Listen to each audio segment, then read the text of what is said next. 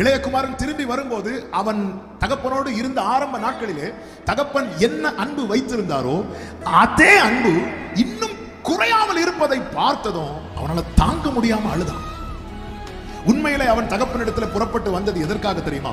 வேலைக்காரர்ல ஒரு ஆளா இருந்து சாப்பிட்டுட்டு போறதுக்கு தான் வந்தார்.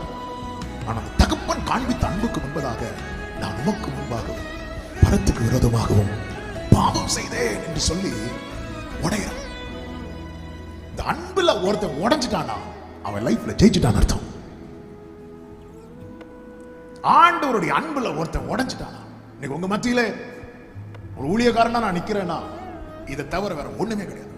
சின்ன வயசுல இருந்து ஊழியம் மட்டும் செய்யவே கூடாது என்கிற பிரதிஷ்டையில் வாழ்ந்தவன் நான். அப்படிப்பட்ட பிரதிஷ்டையில் யாராவது இருப்பீர்கள் என்றால் இப்பொழுதே உங்களுக்கு வாழ்த்துக்களை தெரிவித்துக் கொள்கிறேன். ஹல்லேலூயா. நான்லாம் ஒரு ஊழியக்காரன் அப்படின்னு எங்க வீட்டை உட்கார வச்சு எல்லாத்தையும் பேசுறேன். எல்லாரும் அப்படிவாங்க. ஆமே. எனக்கு மார்க் ஷீட் வாங்க வரும்போது எங்க அம்மா ஒழிச்சு நிக்கிறாங்க. ஏன்னா என்னை பத்தி அவ்வளவு நல்ல சர்டிபிகேட் வந்து எங்க அம்மா சொல்றதுக்காக ஸ்டாஃப் எல்லாம் வரிசையா நிக்கிறாங்க. ஆனா ஒரு கட்டத்துல ஆண்டவருடைய அன்பு நெருக்கி ஏவுது. இந்த துரத்தி லவ் பண்றது என்ன அப்படின்னு கேட்டா நான் சொல்லுவேன், அப்படி நேசிக்கிறார், உங்களையும் நேசிக்கிறார்.